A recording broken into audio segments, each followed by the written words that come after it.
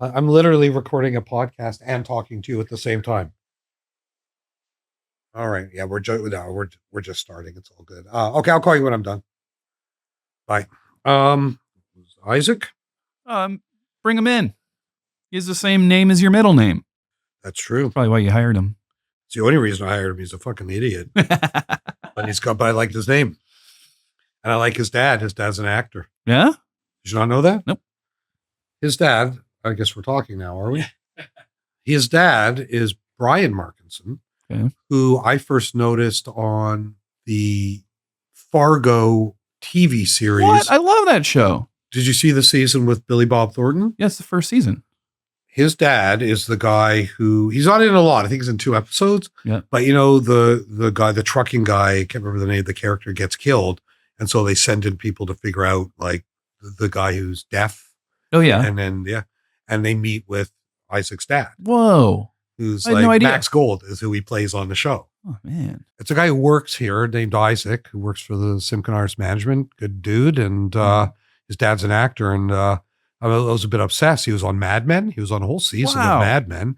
He was in a movie with, it was a bit of a flawed movie, but it was with was it Pacino? Like he's done some interesting stuff. And but I was obsessed with that first season of Fargo. Yeah, I like the first 3 seasons. So good. The first time I met him was at a dinner before a Canuck game that we were all going to.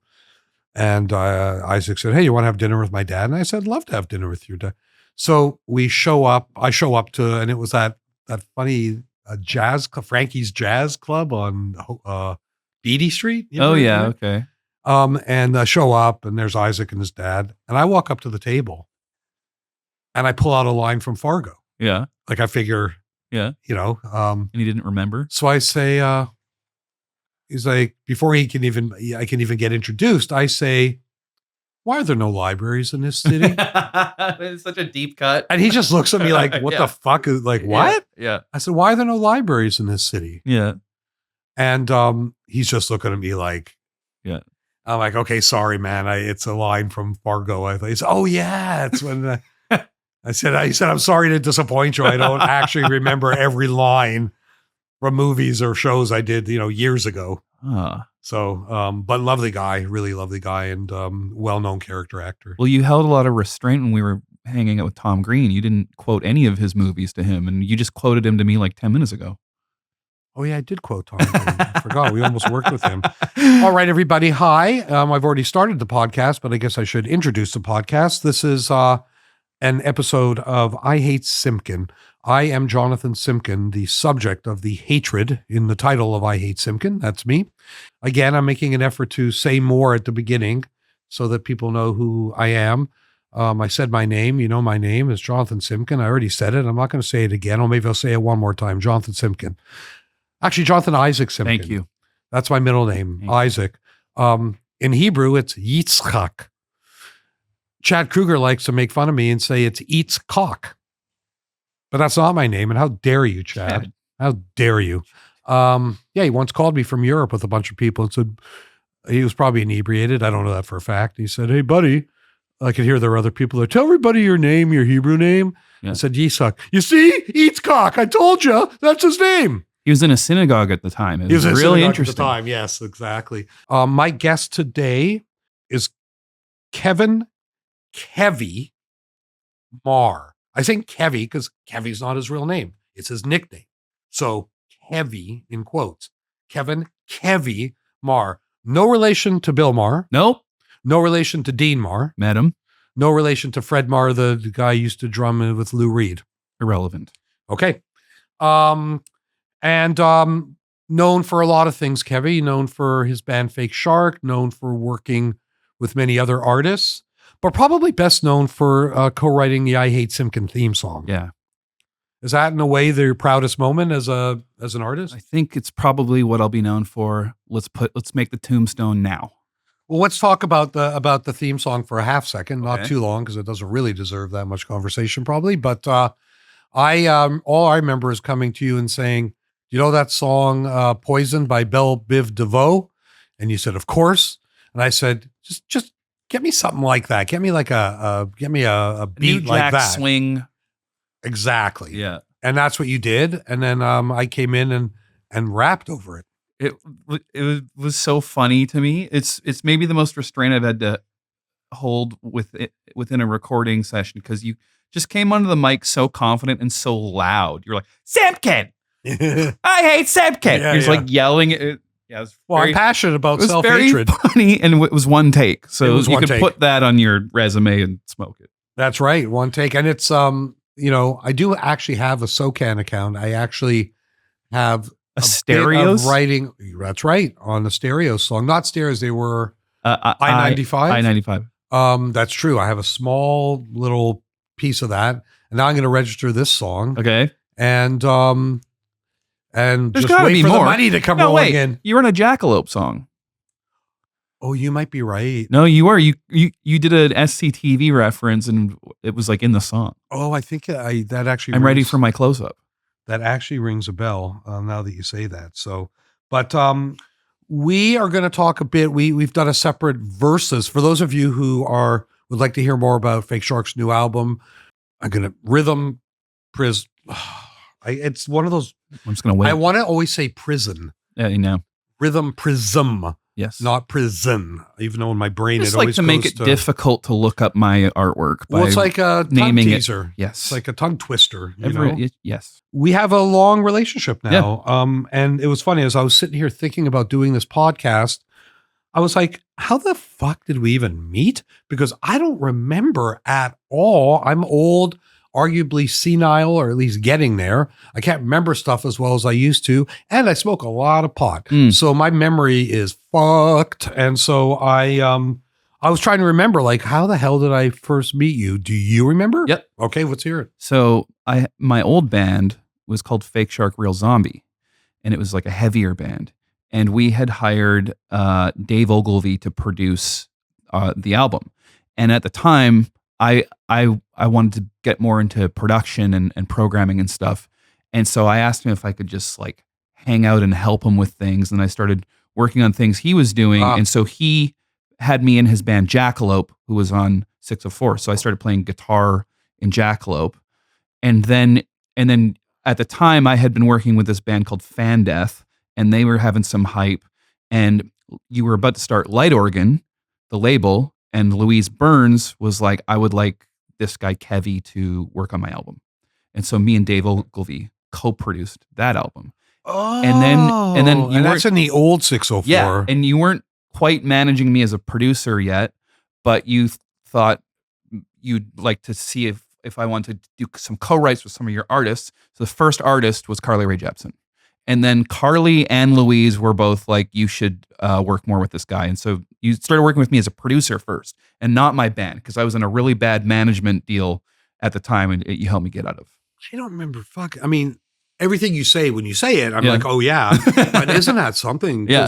But of course, that is a long time ago. Yeah. Because I do remember that happening in the old 604. So before we were in the building we're currently in, we were in a building in another part of Vancouver, close to here, but another part like near Olympic Village more. Yeah. And which was a funky little spot. Like, I love that place. It was an interesting spot. Yeah. We sort of had a studio. I mean, it was a studio. Yeah. But kind of a accidental studio. It wasn't built as a studio. It was all because of the organ. Yeah. Who needed a place to record a record after they threw the one I had spent $20,000 on into the garbage. And that EP that came out, right? No, the first album, Grab That Gun. That's not an EP, that's an album. Yeah, but they threw it out? What do you mean? So it's funny because there's a thing coming out on I Hate Simkin where I talk about it. And okay. I don't think they're going to like it very much. But basically, long story short is they did that album first with a couple guys from the New Pornographers. That's who was producing it. Hey, I remember going down to the studio. They were recording at what is now Hipposonic. I can't remember if it was Hipposonic then, but they were recording in that studio. And, I went in once or twice, sounded great. And then they came to me one day and said, we're not putting this record out. We don't like it. And I said, oh, well, can it be fixed? And they're like, well, even if it could be, we've thrown it away. I said, what do you mean? We threw it in the river. I said, what? I said, we actually, I don't know if to this day, if they're kidding, maybe they still have a copy of it somewhere. Tape? But they made it clear they were not, maybe it was on a drive that they threw it. I don't know. But They said we're not happy with it. We don't like it. And I was like, well, okay. Okay, what now? Yeah. They said, well, we know we have that storage space in the back of 604. Is there any way we could set up there? Oh. And I said, well, fuck. I mean, Yeah. at least that's not going to cost me anything. So Yeah. sure. And so basically Katie and Paul Forbes made the record there over a, I don't know, 6-week period. And it's a great record that just won a it just won the Polaris Award this year for the Heritage album. Wow. Which is pretty amazing since I never thought I was going to see the word 604 Records and Polaris Award in the same sentence. Right. But sure enough, it won this year, and that was pretty amazing. And that's how the studio started, was completely accidentally. But So there was an ISO booth and stuff. So was that built after that? Oh. When they recorded it was just that one room. And that's what made me go, well, shit, like that actually sounds good. We should maybe use the space a little bit. And that was very much the precursor to us building this building that actually has a proper studio in it. Well, we recorded drums and stuff in that room. We tried all sorts of things. Yeah. Probably shouldn't have, but we did. Yeah. I mean, I'm curious about that building because it looked like before you had it, it was like a loading, like there's hooks coming out of that like big. I forgot about that. And you're right. There was this weird thing that looked like it could have been in a torture chamber. Yeah. It's like this hook on a chain that you could like. Yeah. My understanding is that it was manufacturing medical supplies, and the chain would go to the next door. So that one part of the process would happen in our part of the building. Cool. The other part would happen in what actually was Hipposonic for a while. Yeah. It was next door. Yeah. So yeah, it's pretty weird. So I would work in both rooms. Yes. A lot of the time. That was pretty cool. Like, I did a lot of Louise Burns' first album in Hipposonic. Yeah, that I remember. Yeah. And then we finished it at Mushroom, which is now called Afterlife. What was that album called? Do you remember? Melodrama. Such a good record. Yeah. It got Polaris nominated. Yeah. It had that, oh, my baby. I love that song. What do you want to do? Louise, but I just, no. That's, now that you're saying all this, it's all coming back to my broken brain. But that's right. Yeah. And wasn't that also the scene of the wet vocals? Right. If you want to get into that. I'm not sure I do. No. Leave her alone. I mean, I kind of do. Just because deep cut. Oh, it's 15 years later, and I still think it's funny as fuck. I won't say all the names involved because that's probably not cool. But we were recording. Was it your recording? Yeah, it was 16 millimeter.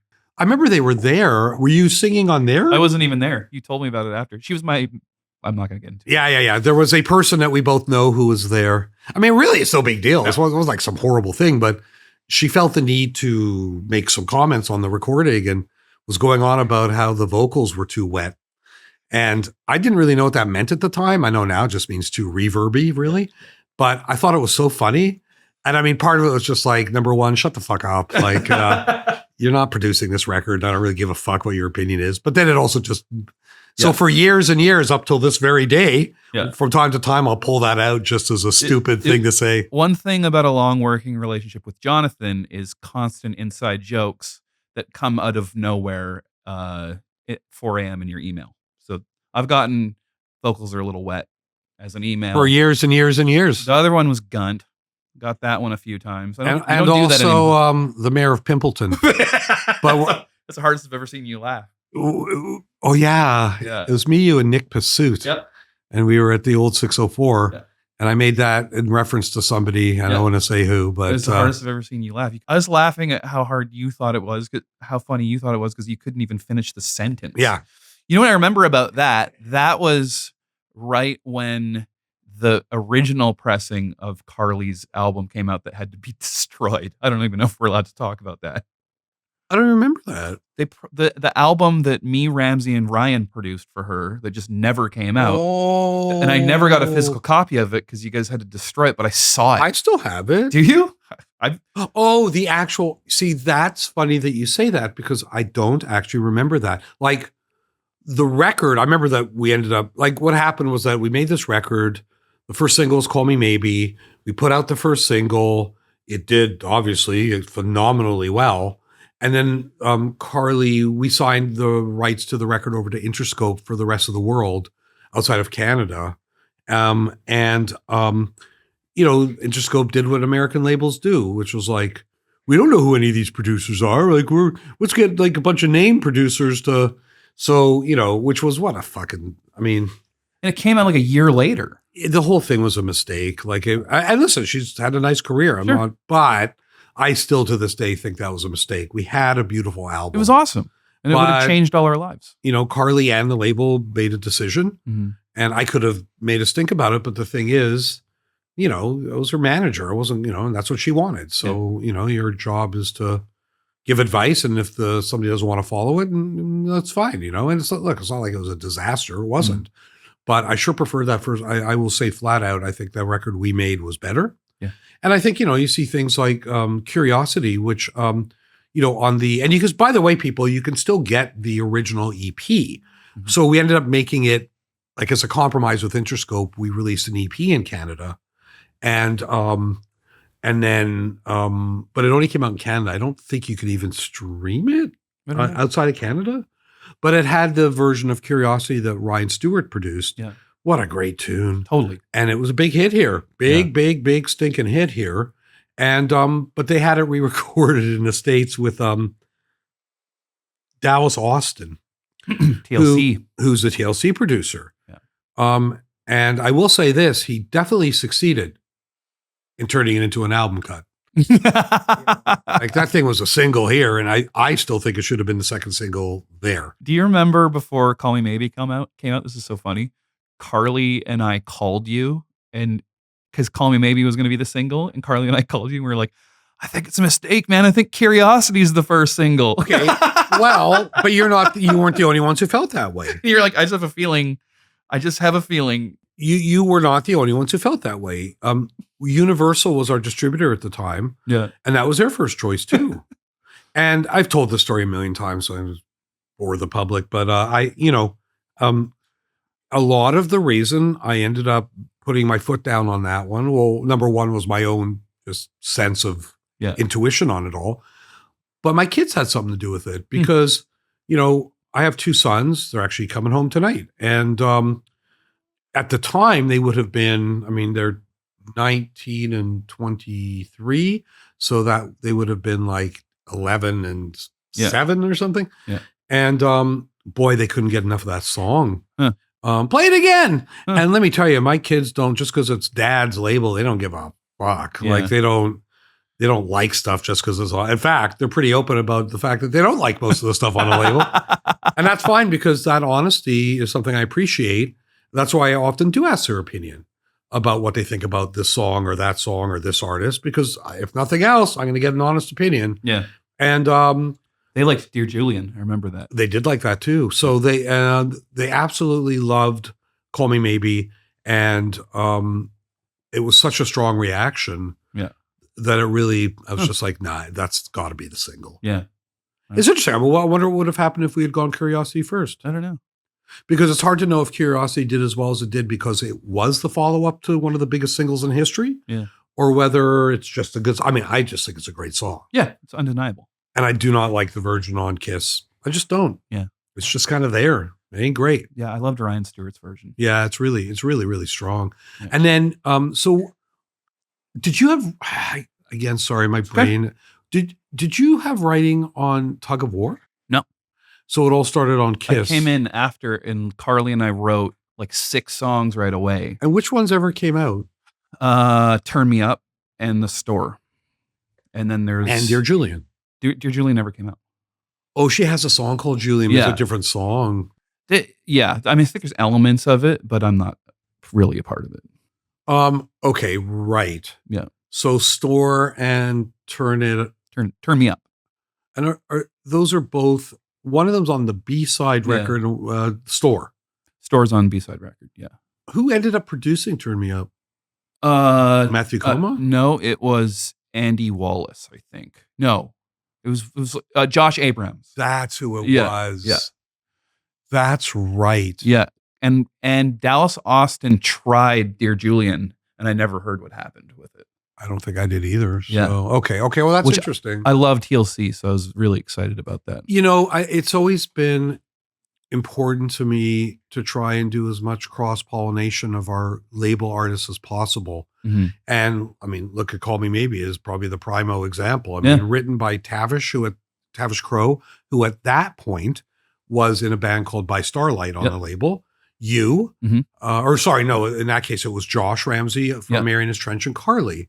And I've always just been a big believer. I mean, this building is very much inspired by the Motown building in the 60s. Yeah.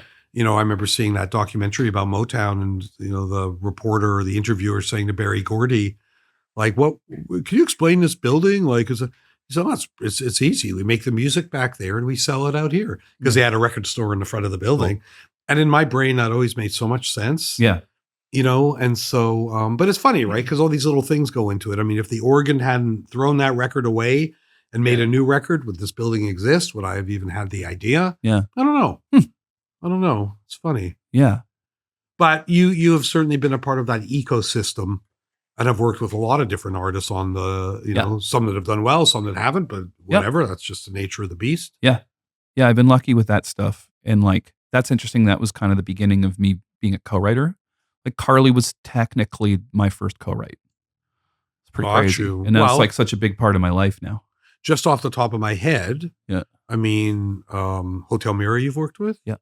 Do you have like co-writes that have come out? Yeah, the whole last album. You're all over it, right? 8 of 10 songs I co-wrote. Right, which is amazing. Yeah. Toddy, yep. who we just saw today. Mm-hmm. Fionn. Which we talked about in the other podcast a little bit, but so we talked about it a little bit again. It's been a hell of a year. Fionn's 2 young women from White Rock, British Columbia, twins. Yep. And have had a hell of a year because they had a song that went to number 1 and stayed there for a few weeks, which is a pretty rare thing. And that's something you co-wrote and produced. Yeah. Who else? I'm just forgetting stuff. Let's see. There's more. Yeah, there was Matt Webb. Right, you guys have a Christmas song. We've Mevy 2 Christmas songs.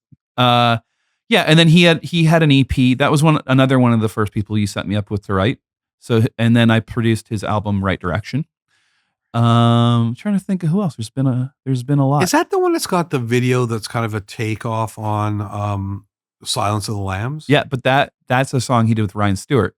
So it used to be me, Josh, and Ryan were like co-writing and producing with all the artists around that time. So there's Jessica Lee as well. Now Jessica's an interesting one because she sings on a Marianas Trench song. Yeah. But I think it's only in Canada. Oh, really? Yeah, it was that. She's in the video. It was that TV celebrity who's on the version that went out in the States. But you're right, it's Jessica Lee in the video. And then Jessica Lee and Kat Thompson. Yeah. Another person had a little project called Cassica. Yeah. And I think to this day, they've only ever released 1 Christmas song. Yeah. And it does so well. I produced it. I didn't see, I forgot that. I think I did. A very Merry Christmas. I know I did so many of those Christmas, because they were my friends too. Casca sounds a little like Mevy, doesn't it? Mm-hmm. I was working with them all the time. I did Kat Thompson's album Puzzle as well, which is like pretty underrated. It's awesome. Love Kat. Mm-hmm. Still talk to her and still just a good person and very talented and shares a love of opera with me because I think she was trained as a classical opera singer like Toddy was. Yep. Which I love that kind of thing. Yeah. So, okay. So that's, I mean, what year would that have like? I came in, I first started doing those co-writes, which was like, well, actually Louise Burns' first album I produced was the first thing I ever did. And that was 2011 or 12, I think. 2011 or 12. I think. God, time flies. It's just, and actually it's so funny that the next thing I did was I produced some Carly songs. And it was the most money I'd ever gotten in my life. And it was like $7,000. Yep. And I went and quit HMV, like on the spot. I couldn't believe it. I hated having a day job. My whole dream was to just not have a day job. You were working in that mega store on Burrard. It was, I mean, it was a fun job because it was like nothing. Like I worked in the jazz and classical department. Don't know anything about classical music. And it was its own room. and I'd go and like put on like Aphex Twin or something, be like, this is jazz, guys. It's just electronic music. It's jazz. And I'd literally put on Facebook, like, I'm hanging out in here, come hang out with me. And my manager saw it and was like, see you in there. And that was my last day job. And as soon as I got that first check for producing, I remember it was a couple Carly songs and a couple Matt Webb songs. I just went and quit. I couldn't wait to get out of there. Not that it was a bad job. It's just, oh man. That was a crazy store. Yeah. That was a fucking crazy store because it was massive. Yeah. And there was a downstairs? Yeah, that's where I worked. Right. The middle floor was just sort of things that were on sale. The top floor was like metal and like punk and all those genres. And the bottom was DVDs and Blu-rays and jazz and classical. And I felt like no one bought anything. And it was just this huge real estate suck. And I felt like what happened more than anything was people would go in there and shoplift and get chased. It was crazy. That area is really weird for that. Is that Victoria's Secret now? Yeah. Or no, it's Adidas now. Was it Victoria's Secret for a second? That's what I'm saying. It must be impossible to have a successful business there. People were just ripping you off Yeah. all day? Yeah. Yeah. And celebrities would come in all the time that were filming things. So Gary Oldman would come in quite a bit, and he's like my favorite actor. And it was like a famous situation where he went to buy something and the guy asked for ID and he said, here's my ID, and threw Batman Begins in the guy's face. And we all laughed and like, oh man, it's the best. And what's his name from Trainspotting used to come in all the time? Ewan McGregor? No, Robert Carlyle, Begbie from Trainspotting. And I was working on the cashier and my boss was like, hey, try and sell him a membership. It was like these like HMV memberships, which why would you buy that? And I was like, okay. And he came up and I tried and he's like, I don't live here. And I'm like, yeah, I know. Fucked up. Did he get old Begbie on your ass? No, he's nice. He's there with his kids all the time. Gary Oldman was the only one who was like for fun, rude. It was hilarious. He was just fucking around. He's my fucking ID. Throws Batman Begins at the guy. Ironically, the guy's British, so he should have known who he was. You know, that's pretty funny. Cyndi Lauper came in a bunch of times. Justin Bieber came in when he was like a kid. It was weird. Like, what a weird building. I heard Jonathan Simkin came in. I remember Josh Ramsey came in a couple times. There was somebody else who worked there that we knew. Who was the other person? I don't know. There's a woman who I knew. I just remember that if you weren't there, then she was there, or vice versa. Well, there's a trumpet player named Christy who now has her own band. Audette? Yeah. Isn't that funny? I had a funny interaction with her because remember my tweet that got me in trouble? Yep. And like I saw her posting shitty things about me on it. Oh, really? So I fucking, oh no, I she felt bad. She's like, you know what? Like I sort of jumped on the bandwagon. Yeah. You know, it's like the cancel bandwagon. And, yeah, I kind of said, like it's worked for me. I've paid you to play on records. Like kind of felt like it was fine. We had a nice little. Yeah. Yeah. That's cool. She was able to sort of talk to you about it. Yeah. I mean, look, whatever. Okay, I'm going down my list. Okay. And we should mention too, you won the award at Breakout West. Thank you. Yeah. Which it was a good couple of weeks because we got the Billboard #1 there, and then Fionn and I won the SoCan Songwriting Award for the #1 there, and so it was a nice little couple of weeks. Yeah, it was amazing. And let's talk a little bit about the fact that Fake Shark's been able to have some success at radio. Yeah. Which sort of started with Loser. I mean, that seemed to change the trajectory a bit. Like the first thing our first song we ever released was Cheap Thrills, and that got, I think, my first radio play as me as the artist, and then I got in an Apple commercial, and that was pretty huge. And then it started our relationship with Terrorbird, which is a sync licensing company out of LA that tries to get us in movies and TV shows. And we've been in so many like episodes of Catfish and Love Island and all kinds of stuff. It's kind of mostly that song. It's Cheap Thrills is in a whole bunch, and then this song Wake Up with Fionn was in a whole bunch. Right. And then this song Feel Alive was in a few things. Like we kind of, I guess how I produce is like made for sync licensing and stuff like that. It's like there's always moments that would be good for that, and it's kind of like on purpose. So still, when I produce it, I'm thinking about that kind of stuff. But we've been fortunate. We were in a whole bunch of NHL games last year, And I love basketball, and we've gotten a Raptors game for the final Sportsnet game of the season. Yeah, Sportsnet likes you guys. Yeah. They played us in 7 NHL games last year. And then it's weird because, when they do that, they have to negotiate a fee with you. We didn't even know we were getting played in Monday Night Football every week for a while, and they don't negotiate that. They just do it, and then you just get a nice sound exchange check. Yeah, I mean, when it comes to licensing for like sports, NHL or Hockey Night in Canada, the money's not really. I mean, you're doing it mostly for the promo benefit. And the clip. You get paid a little bit. Yeah, but the clip's so cool. And like, you really get a lot of Shazams. Like, people are like, what the hell is this? Yeah. So that was cool because we have a song called Kinda Like It, which is with my friends, the OBGMs in Toronto. And they're big sports guys. So when they used it in it was a Stanley Cup game, that was like big deal. It was cool to like be able to have that happen for them and us. Yeah, that is good. And of course I get, I get Sportsnet to send me the clip. Yeah. And it's like, and I tweet it, but of course I also just love it because I'm such a hockey fan. And it's the Raptors one I couldn't believe. It was so surreal hearing my voice over like Scotty Barnes running onto it's so cool. Yeah, I love those guys. All right. Now let's talk a little bit about Comedy Here Often. Yeah. So Comedy Here Often is a division of 604. Mm-hmm. Does quite well. Mm-hmm. We get a lot of radio play. Our specials get a lot of eyeballs. It's good. So this dates back now, 8 years? I think we're actually hitting 10 years. Oh. We released a couple comedy things on 604 before Comedy Here Often existed. Yeah, Kevin Banner was on 604 Records, and that was our first release. Oh, okay. So here's my recollection of how this all starts is, we, I've referenced, we have a studio facility here, and we have a smaller studio, and I just remember you would often be in there working on comedy records, which had nothing really to do directly with 604, but, you were sort of the go-to guy in the community, still are, for comedians who want to record an album. Mm-hmm. And I remember you were playing me some of the Kevin Banner records you were working on. And I did what my brain does sometimes, which is I got curious about it. I remember saying to you, like, what do they do with these records? What do these comedians do? And you were kind of like, nothing.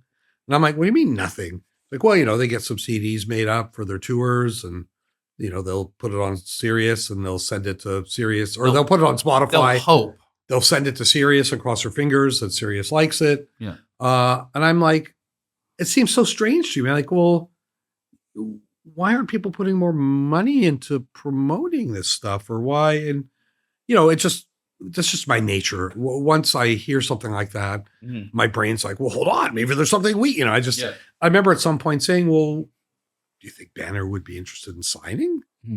And we're like, well, I guess let's find out. So we ended up making an offer. He accepted it. Yeah. And that's funny. I didn't remember that was not Comedy Here Often. Yeah. We hadn't even considered that yet.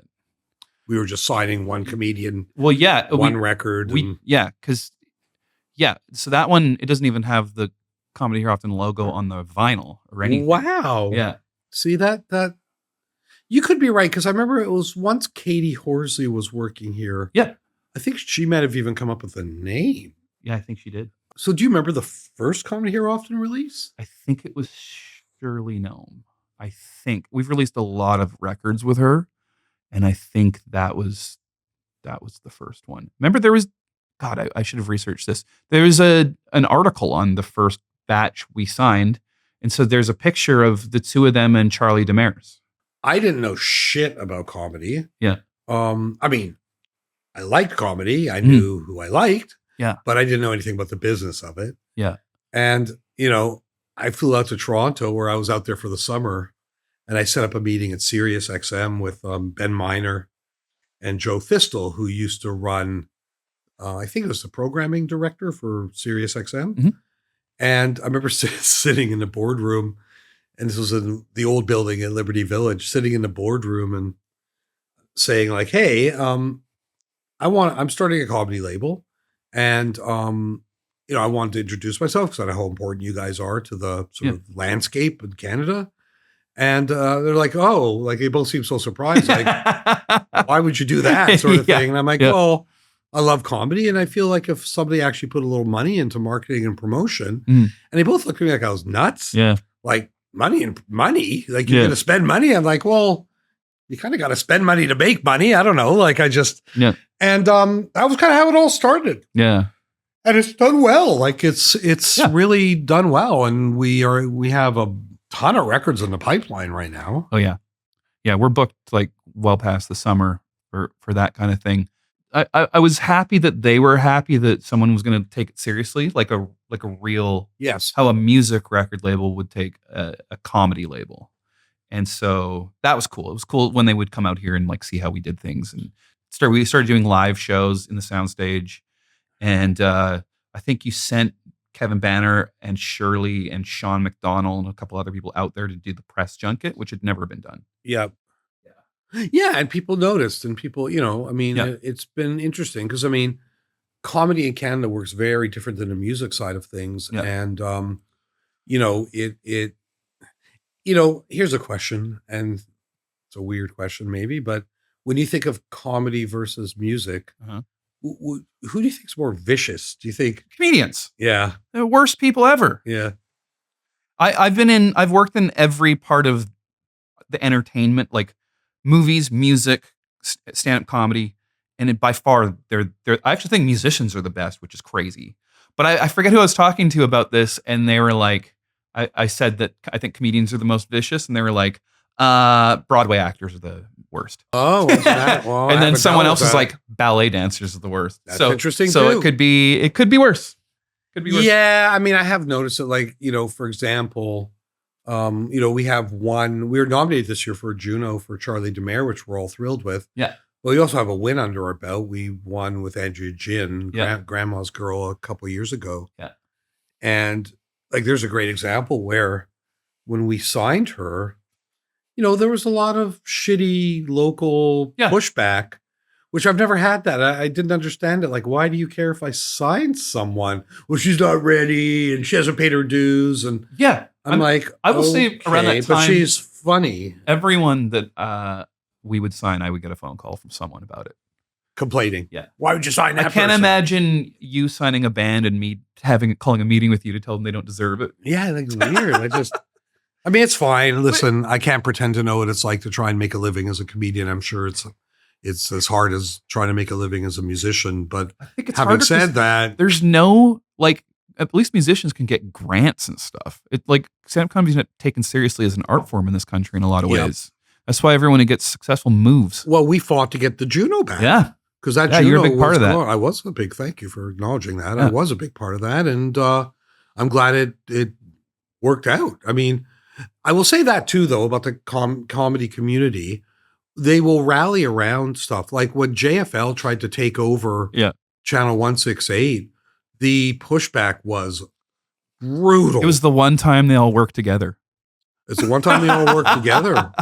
For those of you listening, who don't know a ton about how comedians make a living, a big part of how they make a living is something called Sound Exchange. And Sound Exchange is a royalty that is paid for a number of things, but it includes SiriusXM radio play. And if you get significant radio play on SiriusXM, that can turn into serious money. Yeah.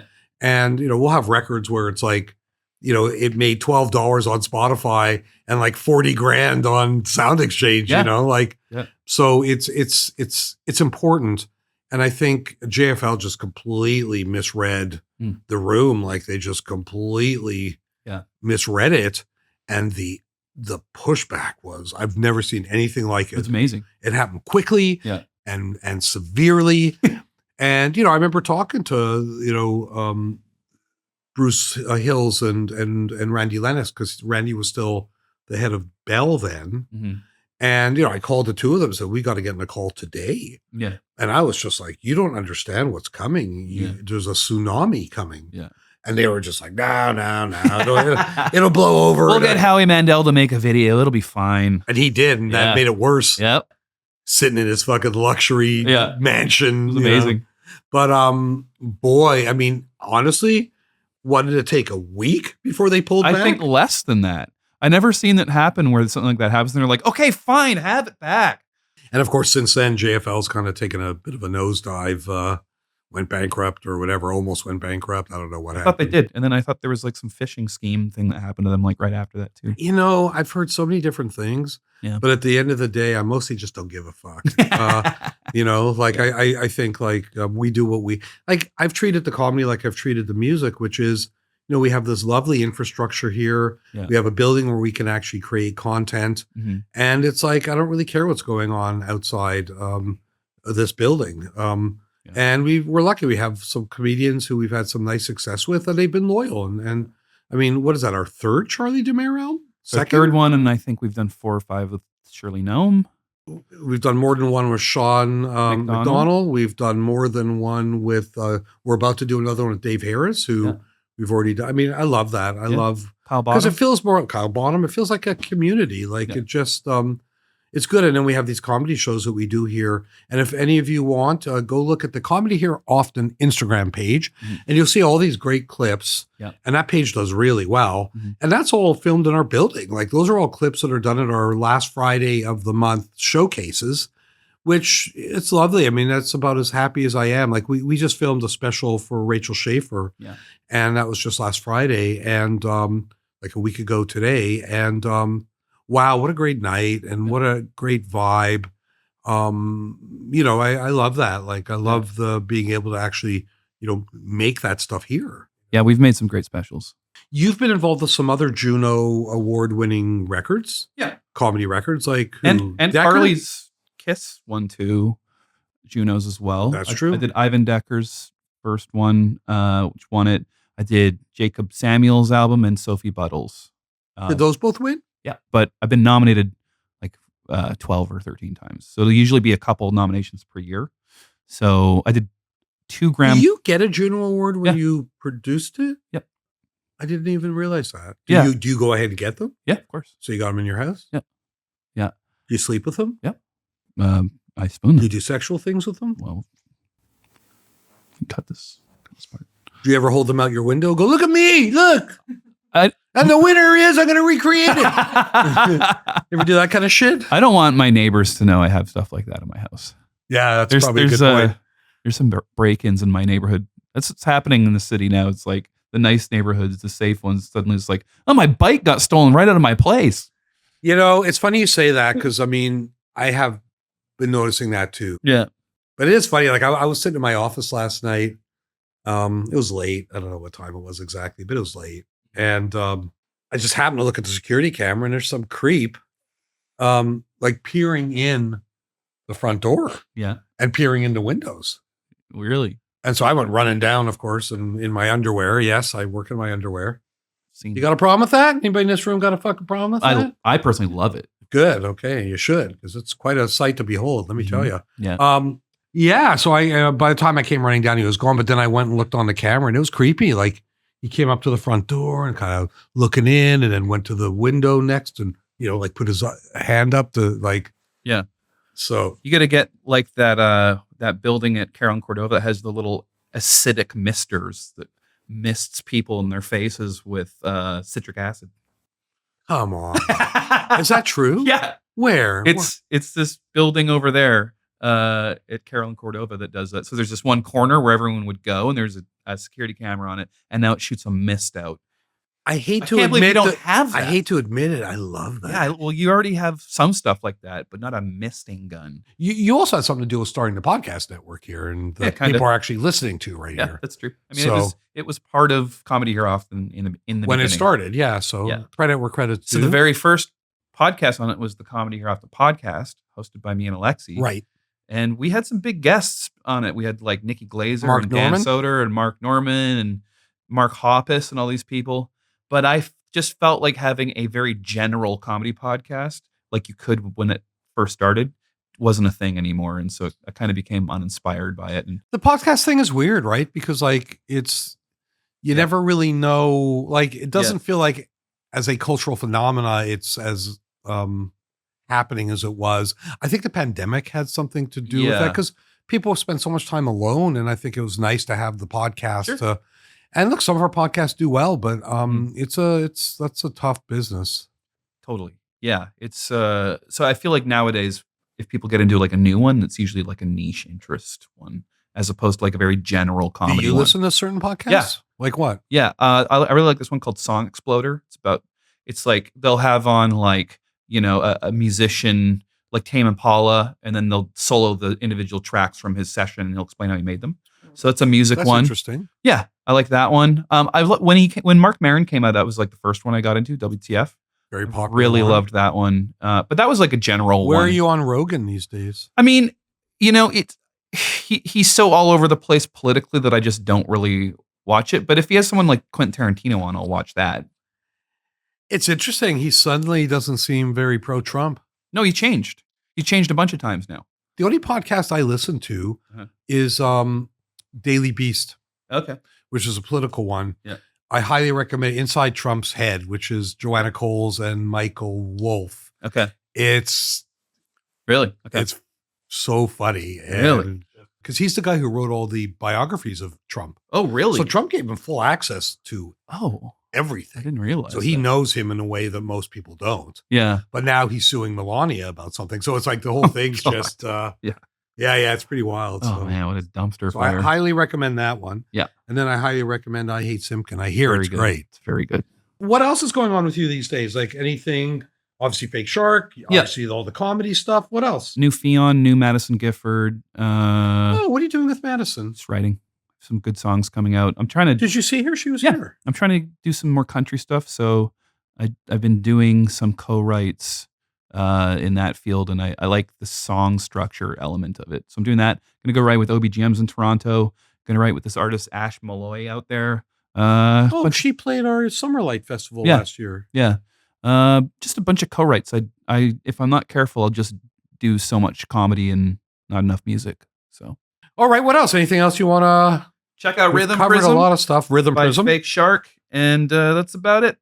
Not Rhythm Prison. I should have just called it that.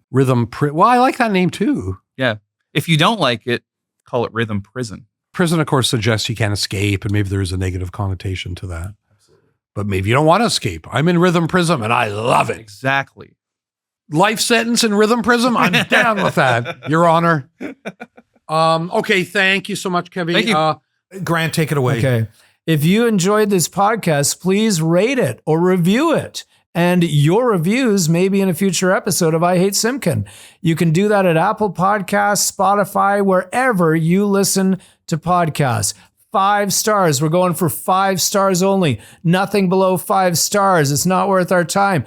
5-star reviews for I Hate Simkin. Come on.